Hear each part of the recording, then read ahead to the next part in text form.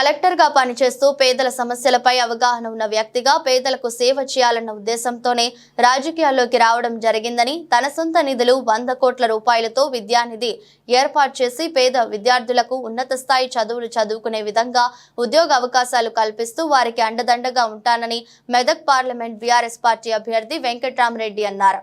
Parliament ఎన్నికల ప్రచారంలో భాగంగా నార్సింగ్ మండల కేంద్రంలో బీఆర్ఎస్ మండల అధ్యక్షులు బాబు ఆధ్వర్యంలో భారీ ర్యాలీ స్థానిక బస్టాండ్ నుండి గ్రామంలోని అంగడి బజార్ చౌరస్తా వరకు నిర్వహించి కార్నర్ సమావేశం ఏర్పాటు చేశారు. ఈ సందర్భంగా ముఖ్య అతిథిగా దుబ్బాక నియోజకవర్గం ఎమ్మెల్యే కొత్త ప్రభాకర్ రెడ్డి హాజరయ్యారు. కాంగ్రెస్ పార్టీ చెందిన పలువురు బీఆర్ఎస్ పార్టీలో చేరడంతో వారికి దుబ్బాక ఎమ్మెల్యే కొత్త ప్రభాకర్ రెడ్డి పార్టీ కండువా వేసి పార్టీలోకి ఆహ్వానించారు. నార్సింగ్ మండలం కి మన దుబ్బాక శాసనసభ్యులు గౌరవ ఎలక్షన్లు ఈ నెల 13వ తేదీన సోమవారం రోజు జరుగుతాయి. 4వ నెంబర్ మనకి బీఆర్ఎస్ తరఫున మన ఎంపీ అభ్యర్థిగా బీఆర్ఎస్ తరఫున వెంకట్రామరెడ్డి గారు నిలబడ్డారు. తన సొంత నిధులతో ప్రచారం చేస్తున్నప్పుడు కూడా చెప్పినాం, తన సొంత నిధులతోని అభివృద్ధి చేయడానికి ముందుకు వస్తున్నారు 100 కోట్లు పెట్టి. అలాగే పేదవారి కోసం ఫంక్షన్ హాల్ కూడా తన సొంత నిధులతోనే నిర్మిస్తారు. ఇంకొకటి మనకి కాంగ్రెస్ ప్రభుత్వం వచ్చిన తర్వాత ఇంతకుముందు 10 ఏళ్ళు పరిపాలనలో ఎట్లుంది, ఇప్పుడు ఎట్లుంది అనేది మన ప్రజలకే తెలుసు. మీరందరూ తెలివైన వాళ్ళు కాబట్టి ఓటు వేసేటప్పుడు ఆలోచించి ఎవరైతే పనిచేస్తారో, ఎవరైతే ప్రజల కోసం ఆలోచిస్తారో, ఎవరైతే నిస్వార్థంగా పనిచేస్తారో వాళ్ళకే ఓటేసి గెలిపించండి.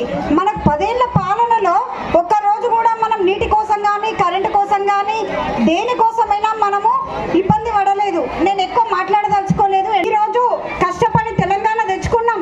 తెలంగాణ తెచ్చుకుంది ఎందుకు? మనము ఇప్పుడు బస్సులలో కాంగ్రెస్ ప్రభుత్వం వచ్చిన తర్వాత ఆడవాళ్ళు ముఖ్యంగా ఇది ఒక్కటి బాగా ఆలోచన చేయండి. మనం ఏం అడగలేదు, అయినా సరే మన ఆడవాళ్ళకి ఫ్రీ బస్ అని పెట్టిండు. ఎందుకు? ఒకరికొకరు ఫైటింగ్ చేసుకోవడానికి, జుట్టు పట్టుకోవడానిక?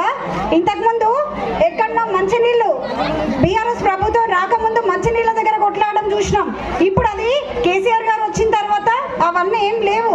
ఇప్పుడు బస్సులో మాత్రం గౌరవ ముఖ్యమంత్రి రేవంత్ రెడ్డి గారు పెట్టింది ఎట్లుంది అని అంటే, ఇంట్లో ఉన్న వాళ్ళైనా సరే, సొంత అక్క చెల్లెళ్ళైనా సరే మనం జుట్టు పట్టుకొని కొట్టుకోవాల్సిందే. ఒకరి మీద ఒకరికి అభిమానం లేదు. ముఖ్యంగా ఆడవాళ్ళంటే కేసీఆర్ గారు ఎంతో విలువిచ్చేవాళ్ళు. ఇప్పుడు ఆడవాళ్ళకు విలువ లేదు. నన్ను మీరు ఆశీర్వదించండి అని చెప్పి పేరు పేరున మిమ్మల్ని వేడుకుంటా ఉన్నా. మరి కలెక్టర్గా పనిచేసిన అనుభవంతో ఈ ప్రాంత సమస్యలు తెలిసిన వ్యక్తిగా మరి మీలో ఒక్కనే నేను ప్రభుత్వ ఉద్యోగం చేసిన. మరి కలెక్టర్గా పనిచేసిన అనుభవం ఇవాళ ప్రజా సమస్యల కొరకు, ప్రాంత అభివృద్ధి కొరకు నాకు అది చేదోడు వాదోడుగా ఉంటుంది. మరి కలెక్టర్గా ఉన్న నేను మీ సమస్యల పరిష్కారానికి అందరికన్నా ముందడుగులో ముందుంటానని మీకు ప్రతిజ్ఞ చేసి చెప్తా ఉన్నా. మరి సేవా కార్యక్రమాలు చేయడం, మీ అందరిలో ఒక్కడనే ఉండడం, 11 సంవత్సరాలు ఈ జిల్లాలో పనిచేసే అదృష్టం నాకు మీరు ఇచ్చిండ్రు. మరి 11 సంవత్సరాలు మీరు నన్ను ఆదరించిండ్రు. 11 సంవత్సరాలు మీకు అధికారిగా ఉన్న నేను ఇవాళ మళ్ళీ పార్లమెంట్ అభ్యర్థిగా అయ్యా. ఇంకొక విషయం చెప్తా, ఏ సమస్య గ్రామంలో ఏదున్నా కూడా కలెక్టర్ దగ్గరికి పోదామంటాం. సర్పంచ్ గారికైనా, ఎంపీటీసీ గారికైనా నేను మీ ఒక్కరిలా ఉన్నప్పుడు మరి నేను మీకు కలెక్టర్గా ఉన్న అనుభవంతో సమస్యలు త్వరితగతిన అందరికన్నా ఫాస్ట్గా సమస్యలు పరిష్కరిస్తానని మీ అందరికీ హామీ ఇస్తా ఉన్నా. ఇంకొక విషయం, మరి వ్యక్తికి నేను విద్యావంతుని, కలెక్టర్గా పనిచేసిన అనుభవంతో మరి నేను సమస్యలు ఎన్నో చూసా. ప్రజల సమస్యలు నాకు చాలా ఉన్నాయి. నేను 2 నిమిషాల భగవంతుడు నాకు ఆ విద్యను ఇచ్చిండు.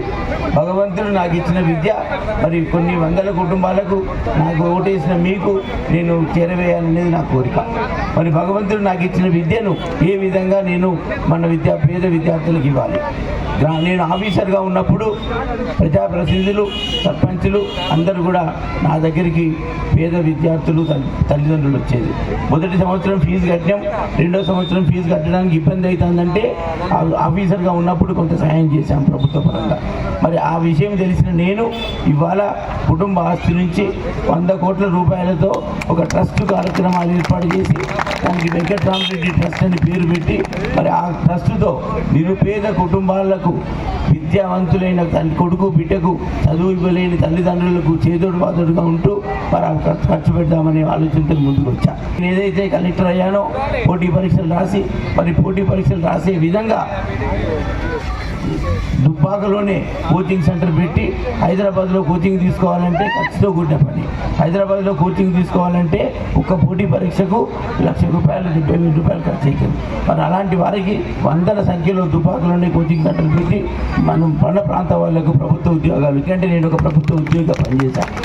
నా అనుభవంతో ఎక్కువ మందికి కోచింగ్ నేను ఇప్పించి ఉద్యోగాలు ఇప్పించేటట్టుగా ప్రయత్నం చేస్తాను. మూడవది మరి శిక్షణ కార్యక్రమాలు చేసి మన యువతకి మంచి ప్రైవేట్ ఉద్యోగాలు ఇచ్చే విధంగా హైదరాబాద్లో నిరంతరం శ్రమిస్తానని మీ అందరికీ చెప్తా ఉన్నాను. నాలుగవ అంశం, మన పేదింటి ఆడబిడ్డలు ఇవాళ తల్లిదండ్రులు ఫంక్షన్ హాల్లో పెళ్లి చేయలేకుండా ఇంటి ముందట పందిరి వేసి పెళ్లి చేస్తూ ఉన్నారు. మన గ్రామంలో చూసినట్టయితే సంవత్సరానికి కనీసంగా 10-15 పెళ్లిళ్ళు మన ఫంక్షన్ హాల్ ముందటనే ఇంటి ముందట పెళ్లిళ్ళు అవుతాయి. ₹1,00,000 ఫంక్షన్ హాల్కి ఇవ్వలేని పరిస్థితులు ఉన్న కుటుంబాలు వందల కొద్ది ఉన్నాయి మన నియోజకవర్గంలో.